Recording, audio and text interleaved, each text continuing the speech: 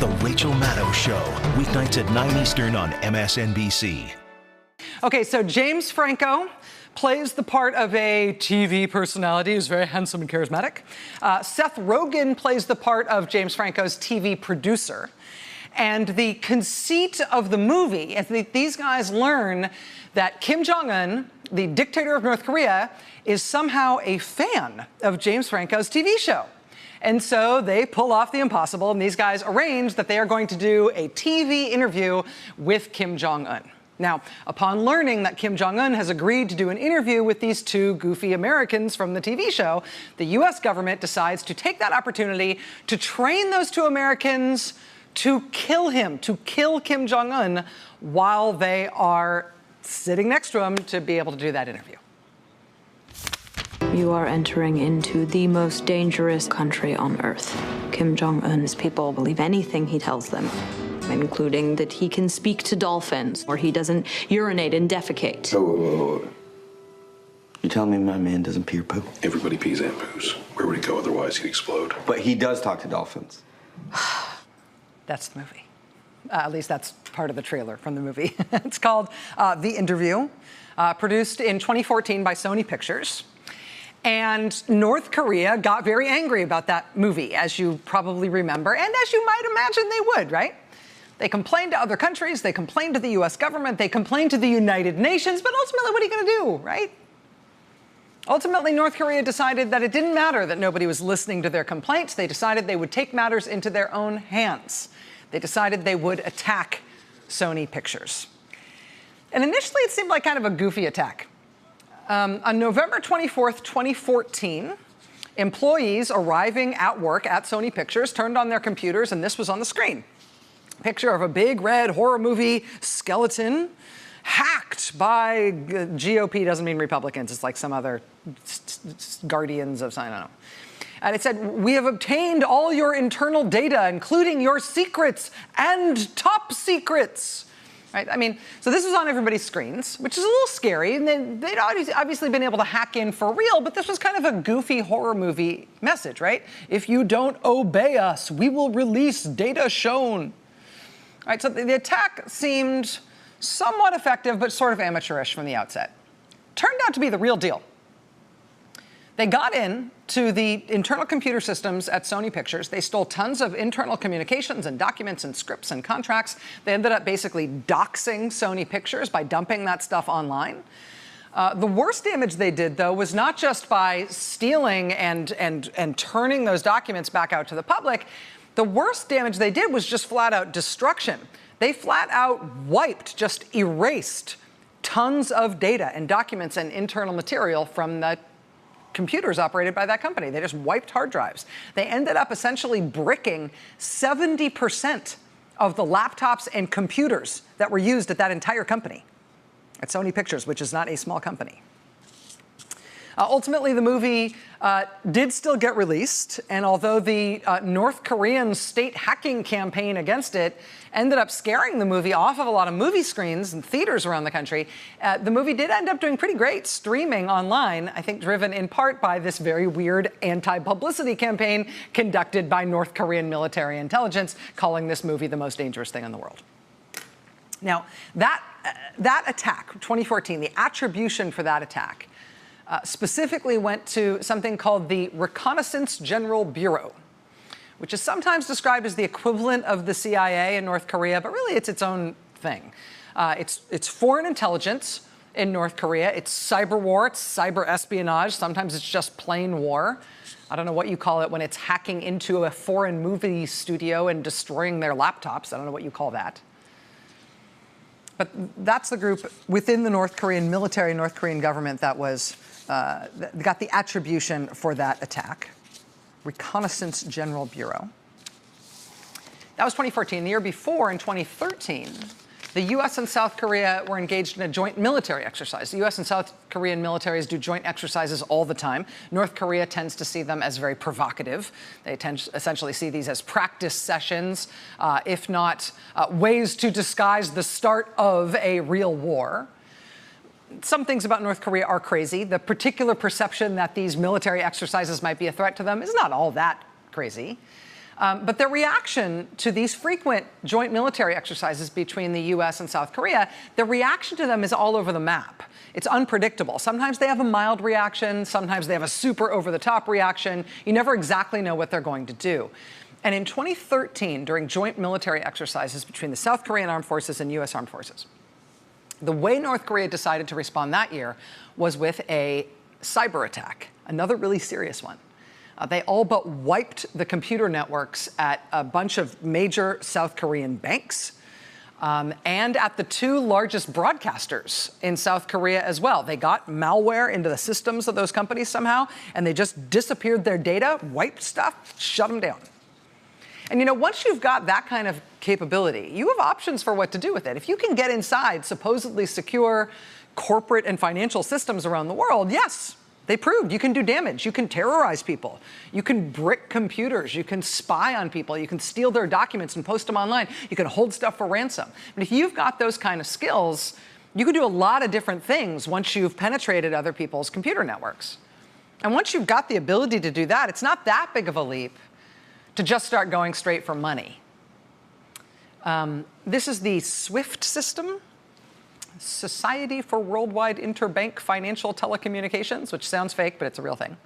It's an international system that thousands of banks and banking systems and businesses use to make financial transactions happen internationally. Well, in early 2016, hackers linked to North Korea got into that system, and they didn't destroy documents, they didn't steal documents, they didn't wipe documents off people's computer servers. In that attack, they actually created fake documents that looked almost like the real thing. And with those fake documents inside that system, they filed requests through the SWIFT system. They filed requests that the Federal Reserve Bank of New York should transfer. They got a formal request. They received a formal request. The Federal Reserve Bank of New York, they should transfer a whole lot of money from the Central Bank of Bangladesh to a random account that these hackers had access to in a third country. They filed a whole bunch of very official-looking requests that said the Fed in New York should make that transfer, basically from the Bangladeshi government to this offshore third-party account. In all, they requested that the Fed move about $1 billion that way. And most of those requests got rejected. The New York Times reported last year that one of the reasons that some of those requests were rejected is because the hackers tried to use the word foundation in one of their documents, and they spelled it foundation instead, which is an unusual typo. And that unusual typo stood out to some people who reviewed those requests. That blocked some of those requests from going through. And so no, $1 billion didn't get siphoned out of the Central Bank of Bangladesh and sent to North Korea. In fact, more than 90% of these requests got rejected. But even with 90% rejected, if you're asking for $1 billion, you might still get something. In the end, they still got $81 million approved through these fake transfer requests that they made. I mean, think about that. In 2016, North Korean hackers stole $81 million from the Central Bank of Bangladesh by convincing the Fed in New York to obey their fake request to transfer the money. $81 million. Not bad for a day's work, right? North Korean hackers also, it turns out, figured out a way to infect the computers of everyone who visited a relatively obscure banking website. The website of the banking regulator for the nation of Poland. Poland is not a financial hub. This is a random and somewhat technical part of the international banking system. Almost nobody's going to go to the website of the Polish banking regulator, except, of course, banks. But that was the point. By basically rigging that real website in Poland, these North Korean hackers were able to get their own malware into the computers of banks from all over the world who had visited that website. And they ended up stealing from and targeting banks through that scheme in Brazil and Chile and Mexico and Estonia and Venezuela and American banks too, including Bank of America. And that's one way to survive crippling international financial sanctions. So you can keep building nuclear bombs and you can keep pouring high-end cognac down the throat of your dear leader. If you're cash poor, and there's no legal way for you to get cash, well, then you might figure out some other creative ways to get cash. I mean, once upon a time, North Korea's way around the international financial restrictions that have been put on them because of their nuclear weapons, once upon a time, what they did to get around that was that they counterfeited American $100 bills. Not very well. Now they have a new government and military strategy. That's good. It's dangerous. It's effective. It operates globally. And interestingly, in terms of understanding their power and what they're capable of, you should know that they got very good at that very fast. This international hacking, sort of international cyber espionage, international cyber war capacity, they built this up really well, really fast. And it's remarkable in context, right? Because North Korea is one of the least wired nations on Earth. They're one of the least wired nations on Earth in terms of electric light. But, I mean, in terms of internet connections, there are not very many internet-connected computers in North Korea. The North Korean people at large do not have access to them. That's because the North Korean government does not want their population at large to be tooling around on the internet and learning stuff. What the North Korean government has done instead, as a national security strategy, is that they have very tightly controlled their access to the internet, and their access to the internet is used specifically as a military and intelligence weapon. They have harnessed all the intellectual firepower that they can within their country into a hacking corps that works under the auspices of the dictatorship. And it's been described as sort of a Soviet system. They identify kids who seem to have promise in math and technology. They identify them really early, around ages 10 or 11. Once they think they've got kids who are showing promise, they separate them from their peers. They bundle them into specific schools and training programs. And then they ultimately set them on a course where they're going to end up hacking for a living, hacking for the government, stealing money for and hacking at the direction of the dear leader and the military intelligence service that runs that part of their government. Ultimately, where you end up, if you're some North Korean kid and you get funneled into this system that they've built up within their military over the last few years, they separate you into a specific school, they separate you into specific training programs, they put you in one of 2 colleges that they have set aside space to work on this specifically, and ultimately, if you get all the way through the system, you end up at Bureau 121 in the Reconnaissance General Bureau in North Korean military intelligence. That is the part of the North Korean government that does this. That's who heads up this whole effort within that dictatorship. And that whole system within the North Korean dictatorship was actually built up by the guy who built that agency, the guy who built the Reconnaissance General Bureau. This military intelligence agency in North Korea that's done all this stuff, it's in charge of foreign espionage, foreign intelligence, and all their cyber stuff. This agency was only founded in 2009 or 2010. Founding director of the agency is a guy named Kim Yong-chol. He founded that, the North Korean CIA, NSA combined. He founded it in 2009 or 2010 and ran it until very recently. He is the senior spy in the North Korean government. He's a highly decorated general. And what he runs is a military operation. And in addition to all the cyber stuff that he does, he also just sometimes blows things up. In March 2010, there was another one of these joint military exercises between the U.S. and South Korea. About 125 kilometers away from the exercises, near some disputed islands off the coast of North Korea, a South Korean Navy ship got sunk. It was hit with a torpedo. There were 104 men on board. 46 of them were never found. 46 men dead. Officially, the cause of the torpedoing of that ship is still in dispute, but the U.S. and South Korea both believe it was a North Korean torpedo, the covert lethal action that was masterminded by the head of the Reconnaissance General Bureau, by Kim Yong-chol. Later that same year, North Korea launched an artillery barrage at an inhabited South Korean island. Civilians were moved into bunkers, but still 4 people were killed, 19 people were injured. North Korea shot dozens of shells at that island, that attack coming right on the heels. Just a few months after, North Korea apparently torpedoed that South Korean ship and killed more than 40 of their sailors. Those 2 deadly incidents in close proximity brought those 2 countries very close to the brink of war. They were shooting at each other. That second attack where they bombed the island, that was also attributed to Kim Yong-chol, the head of the Reconnaissance General Bureau, the head of North Korean military intelligence. So when it comes to power in North Korea, we all know about Kim Jong-un and about his dad, Kim Jong-il, and about his dad, Kim Il-sung, right? This hereditary dictatorship.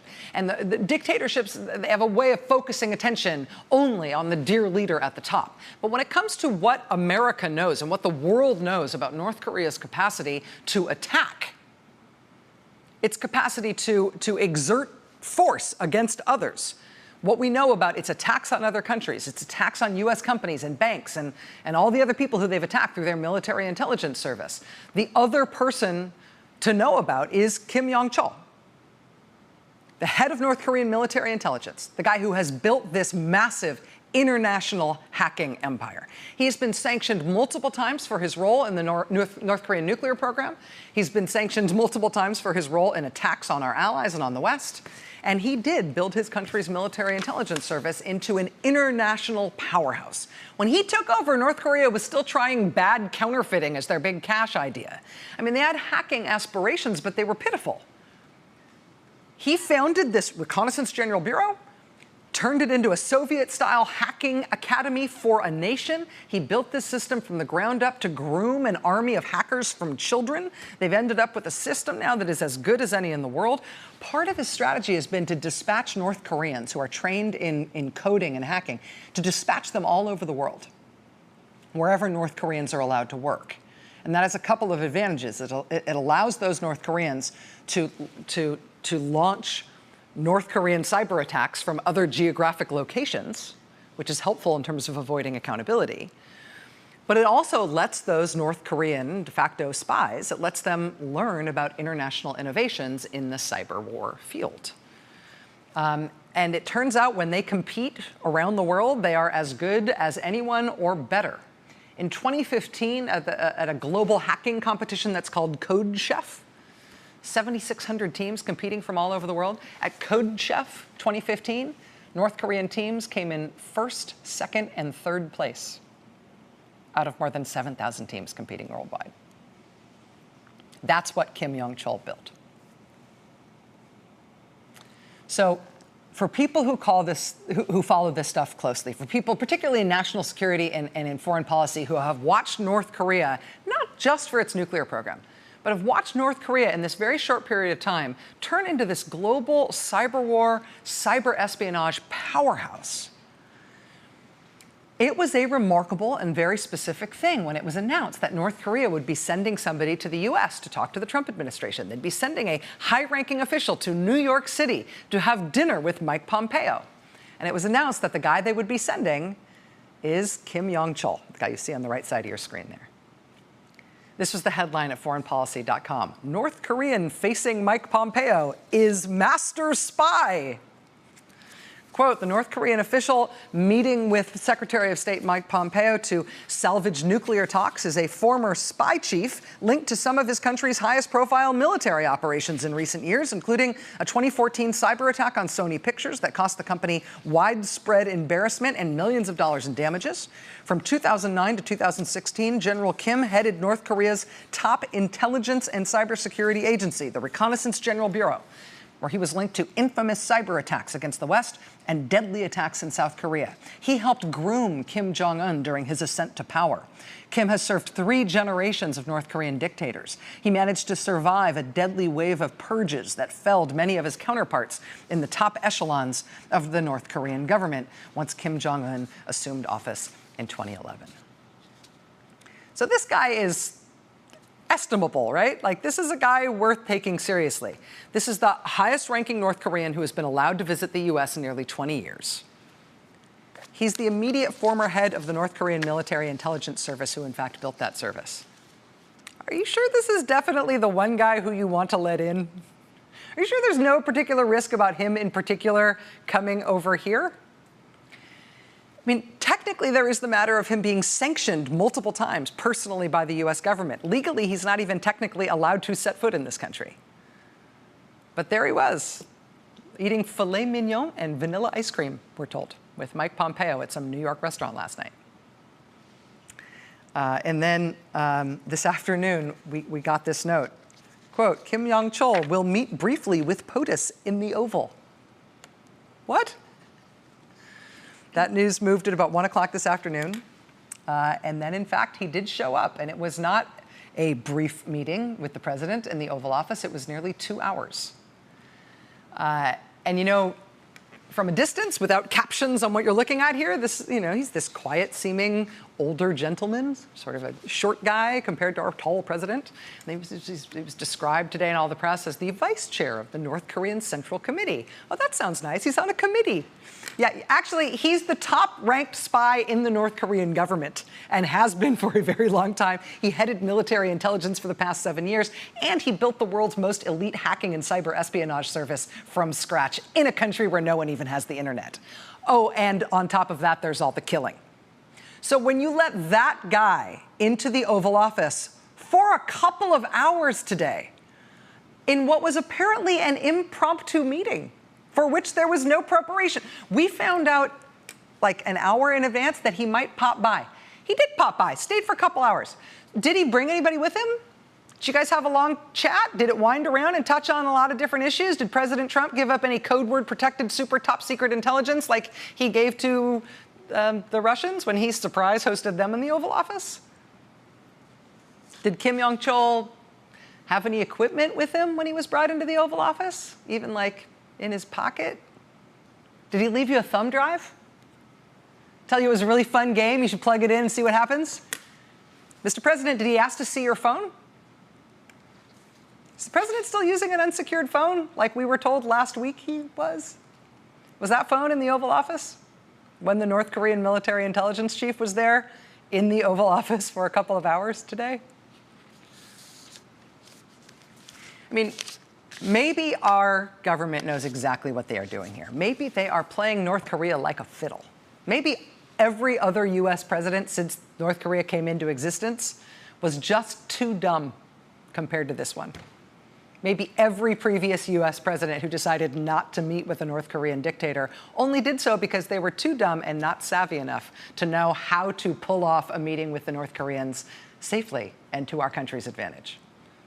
President Trump now says he is again planning on meeting with North Korea's dictator. The president announced today that even though that June 12th summit had previously been canceled, now it's back on.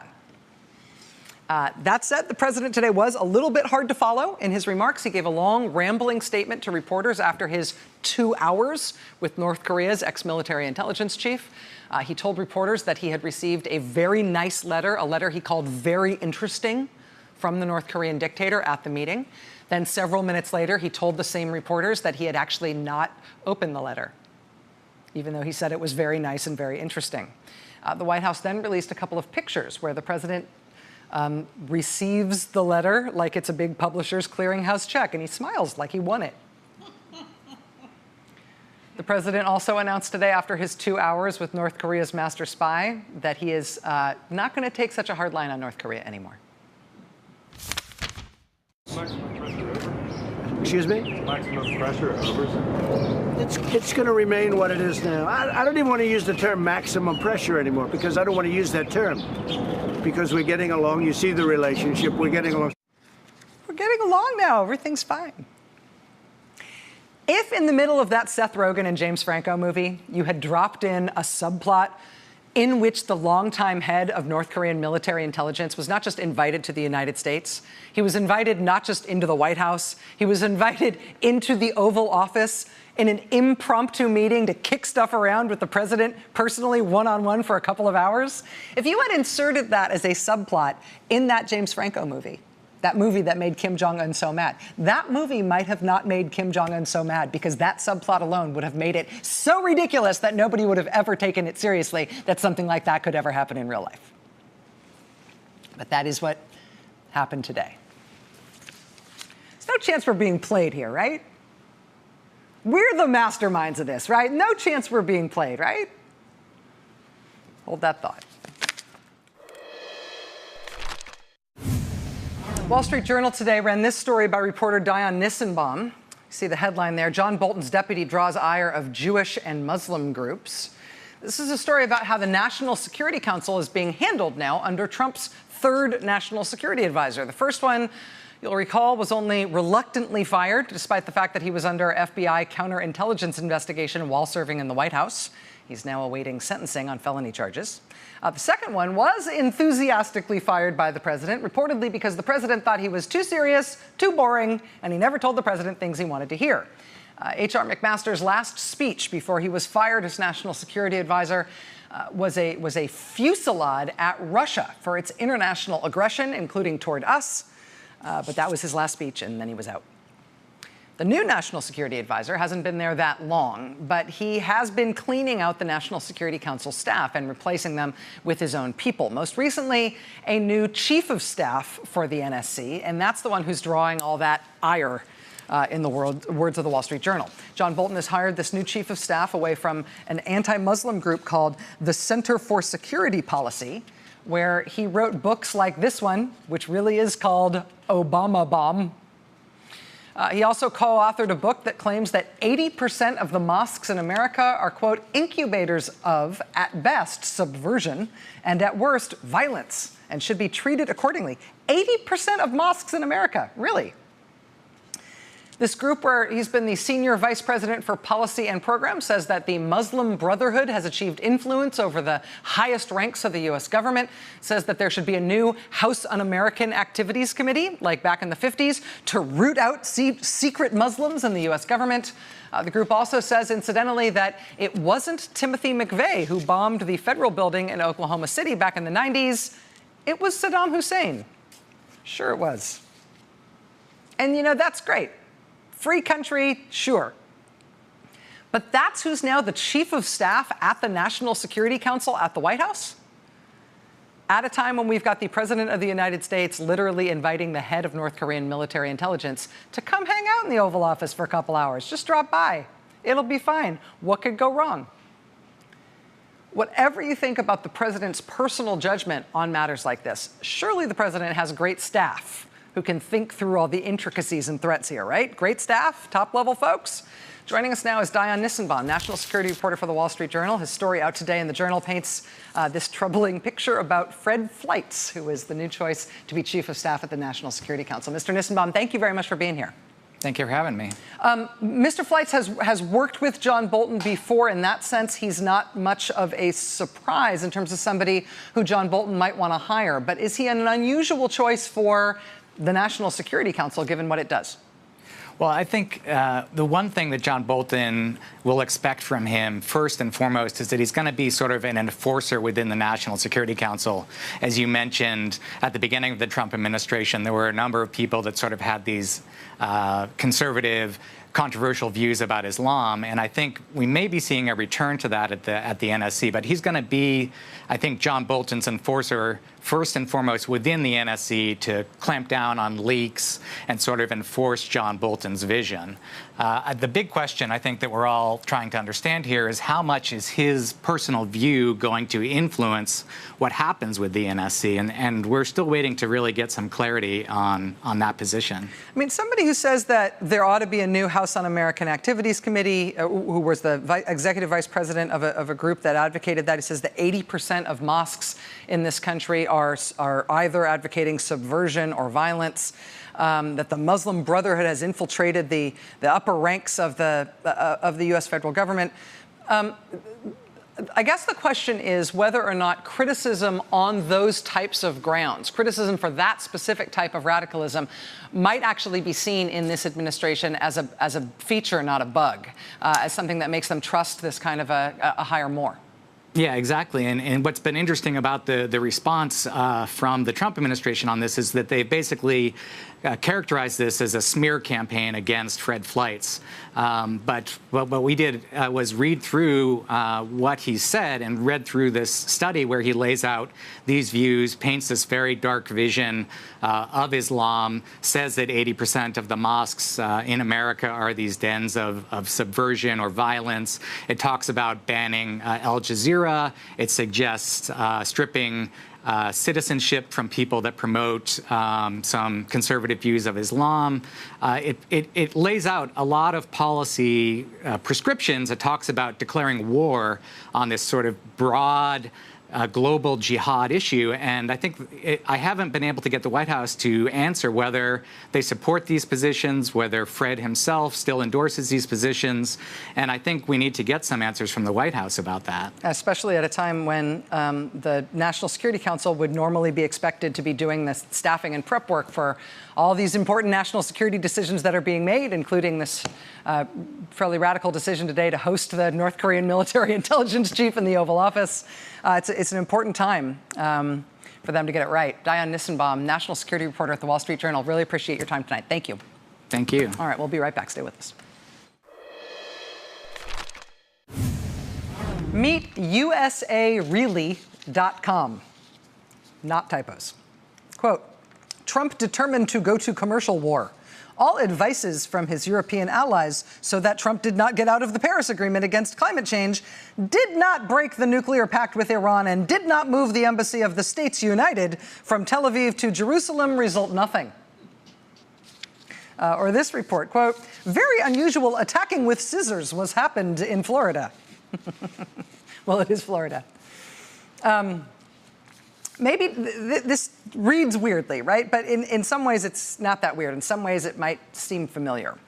McClatchy News has just reported that this odd little news site, usareally.com, is about the United States, but it was created by Russia, specifically by people operating out of the same St. Petersburg building that housed the Kremlin-linked troll farm called the Internet Research Agency that was the subject of a sprawling criminal indictment just a few months ago by special counsel Robert Mueller for their role in attacking the U.S. presidential election.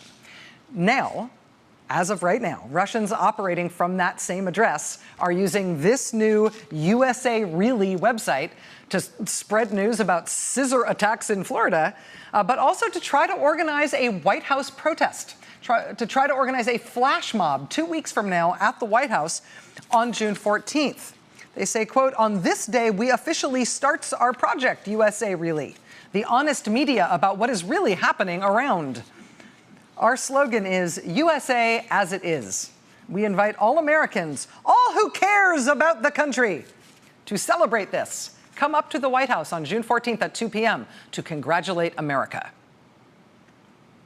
The site first appeared on the internet a month ago.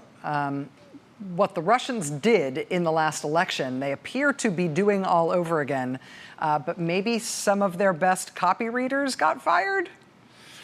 For the record, McClatchy reports that after they asked Facebook about the USA Really page, Facebook turned it off. But the website itself is still live and publishing, and there's more to that. Hold that thought. I want to bring into the conversation now Tim Johnson, who's a national and cybersecurity reporter for McClatchy News Service. Mr. Johnson broke the story today of what appears to be a new weird Russian op directed at American voters, an effort apparently run out of the same Russian troll farm in St. Petersburg that was the subject of a Robert Mueller indictment for their role in attacking the 2016 election. In other words, they're back. And part of the way we know that is this usareally.com website that they have set up as of the last few weeks. Tim Johnson from McClatchy News Service, thank you very much for being with us tonight. Nice to have you with us. You're welcome. So one of the things that is striking about this is how bad the American idiomatic English is. There's a lot of misspellings and things that are just put wrong and that seem weird. This seems like sort of a first effort rather than something that they do after having had a lot of practice with this during the 2016 election. Well, as you say, it is rather crudely done. And they advertise that they need English-speaking employees to help them polish this. But I think the message is really that Russia simply doesn't care, that they're not obfuscating what they're doing and trying to influence American public opinion. So, I think that they're gambling that there are plenty of Americans who would just as soon believe what Russia says as what the mass media in the United States says. One of the really striking details in your reporting is the connection to the actual building address, the actual physical location in St. Petersburg in Russia that housed the Internet Research Agency, which was the subject of that Robert Mueller indictment and the special counsel's investigation into the attack on our election in 2016. What do we know about the connection between this new effort and that effort that resulted in criminal charges? I can't verify that there is an actual connection between this USA Really campaign and the Internet Research Agency. I learned about this yesterday at a cybersecurity conference here in Washington. And the cybersecurity firm FireEye, which is a very well-respected company, says that there's a lot of open source intelligence that indicates that the two companies are very closely linked, and it may just be a reboot of the Internet Research Agency, but this isn't confirmed yet. Do we know yet if this is part of a network of similar efforts, or if this is being cross-promoted by other means of by other types of social media? If there are other websites like this that the same folks are operating? FireEye knows that there's other domains using this name USA Really that haven't been launched yet. So yes, it's clearly the beginning of something that's broader. Of course, there may be obfuscated other attempts by Russia to influence the midterm elections that are 5 months away. We just don't know about them yet. But the fact is that a lot of people are looking for these kinds of sites, and so it's not going to be as much of a surprise, perhaps, if they're found in the coming weeks. Tim Johnson, national and cybersecurity reporter for McClatchy. Fascinating report. Thanks for being here to help us understand it. Much appreciated. Thank you. All right, we'll be right back. Stay with us. We have an interesting update for you because I think we figured some of this out. We reported 2 days ago on the unexpected arrival of this new thing, which sort of appears to be a fundraising vehicle for Trump campaign chairman Paul Manafort to help him pay his legal bills while he fights multiple felony charges that have been brought against him by the special counsel. Now I say it only sort of appears to be a new legal defense fund for Paul Manafort because it's hard to be sure. Whoever set up this fund for Manafort did it anonymously. They describe themselves as longtime friends of Paul Manafort, except nobody knows who these longtime friends are. No trustees of the fund are announced. No organizers, no points of contact give their names. It's been days since this thing has been live, and still nobody is taking any credit for it. The fund, according to this website, has at least 3 different names. They have already changed who you're supposed to make the checks out to. There's also a bunch of spelling errors and typos. They say they will accept donations in any amount, and they say they will keep the identity of all their donors secret. They go out of their way to say they will accept money from foreigners. If you want to send a money order or a check, you have to send it to this anonymous-looking P.O. box in Clifton, New Jersey. So since we first saw this thing, I have been wondering, is this real? Is this a scam? Or is this, possibly somebody's cheap and cheerful way to cover up sending Paul Manafort a whole bunch of money at a time when he's under intense pressure to cooperate with prosecutors? I don't know. What's going on here? It doesn't look like a normal legal defense fund. We've been doing a little bit of digging on this. We found a couple of interesting things already. So first one is that Paul Manafort's legal defense fund is hosted at a website that is manafortdefense.org. Records show that the website was created in December by an attorney named Bruce Baldinger. Now, Bruce Baldinger has a small practice in Morristown, New Jersey, and one of his clients is Paul Manafort. He's done legal work for Paul Manafort for several years, mostly related to Manafort's real estate deals and his financial transactions, including some that are currently being investigated by the special counsel. And it's stuff you remember from the Manafort charges. So, you remember that Manafort set up a new company the day he quit the Trump campaign. And then that company soon got multiple financially inexplicable multi-million-dollar loans from a bank run by a Trump supporter. Well, that company that Manafort set up the day he left the campaign, that was set up by this lawyer. So this is sort of an unusual thing. There are deals where this lawyer played a role. And these deals turn up multiple times in the felony indictments pending against Paul Manafort.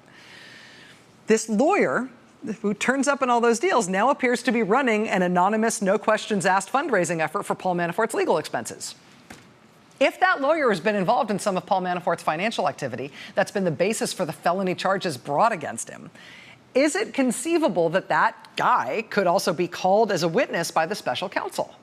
What would that mean for the Manafort Legal Defense Fund if a potential witness helps set it up? Here's the second thing that we found. Buried in those registration records for the Manafort Defense Fund website is this generic P.O. box address. That is the same P.O. box where you are supposed to send donations to Paul Manafort's dodgy legal defense fund, the one set up by his unidentified longtime friends. But according to public records, that P.O. box, currently accepting donations to pay Paul Manafort's legal bills, it's not associated with longtime friends of Paul Manafort. It's associated with Paul Manafort's family. His wife, Kathleen, and his daughter are both listed as the people who receive mail at that P.O. box in Clifton, New Jersey. Records show they've held that box since February of this year, a couple months after that website was first registered for Manafort's legal defense. So it is possible that there are longtime but anonymous friends of Paul Manafort's who live in that P.O. box too, but as far as we know, it's starting to look like his longtime friends are maybe just himself and or his lawyer and or his wife and daughter. And we know that Manafort is under strict travel restrictions because he's awaiting 2 criminal trials in D.C. and Virginia. Who's managing this fund? Who's picking up the checks that are undoubtedly flowing in a mile a minute, right? Why has this thing been set up to funnel anonymous donations of any size from someone somewhere to fund the legal defense of Paul Manafort? Paul Manafort is the one American citizen charged thus far in the investigation into the president's campaign who has not yet pled guilty and or agreed to cooperate with prosecutors as they continue their investigation.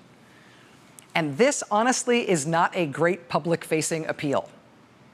It is, though, potentially a perfect vehicle for some very interested donor somewhere to funnel however much money they want to the man who so far is holding out against what must be incredible pressure to flip and tell prosecutors what, if anything, he knows. I mean, just for the sake of gaming this out, imagine the president or an ally of the president wanted to send Paul Manafort a little help, a little keep the faith help. You're the former Trump campaign chair. You're holding the line and awaiting trial. Pressure must be incredible to flip. How about we give you a little cash? Could this mysterious new vehicle this mysterious new fund be a vehicle for even the president himself to pass Paul Manafort a big chunk of change? Remember, they'll keep all donations secret. There's not even an indication that all this money will actually go toward Paul Manafort's legal bills. The site says, quote, "A gift by you will help Paul and his team." Who's Paul's team? I mean, is it his wife who gets mail at that P.O. box where the checks are going? What's the money for? Where will it come from? Based on the information we have, we can't answer any of those basic questions. The website Jezebel talked to Paul Manafort's spokesperson about this yesterday. He told them that this fundraising website is legitimate, but that Paul Manafort is not behind it. We asked that same spokesperson for comment. He told us no comment. But we did then figure out that Paul Manafort's family runs the P.O. box. We also reached out to Bruce Baldinger to ask who's running the fund and where they're taking the money from and where the money's going to. He just didn't respond to us at all. This thing remains a mystery, but we'll keep pulling at it. Missouri's Republican Governor Eric Greitens announced earlier this week he'd resign as governor at 5 p.m. today. He traded that promise to resign in exchange for prosecutors dropping a felony charge against him related to campaign finance violations. This was the agreement the governor made. Charges would officially be dropped upon receipt of defendant's resignation. Well, that resignation letter arrived today. The Secretary of State in Missouri tweeted out a picture of it, complete with a giant, unmissable Eric Greitens signature. Also, what looks like maybe a bit of somebody's afternoon snack. A little crumb there. The Missouri political press gleefully noted the presence of a moving truck outside the governor's mansion today. But amid the packing, Governor Greitens had some last-minute governing to do. On his last day in office before resigning in disgrace, he signed 77 bills into law today, including one that makes putting naked pictures of someone online without their permission a crime. He also pardoned 5 convicted felons and commuted the sentences of 4 others before his tenure in office officially ended and the moving van pulled away. It's a good thing the Missouri press was paying attention while all this was happening, because Missouri's new governor wasted no time erasing all traces of Eric Greitens from the state's official website. Eric who? No matter how big you make your signature, when you're gone, you're gone. That does it for us tonight. We will see you again on Monday. The Rachel Maddow Show, weeknights at 9 Eastern on MSNBC.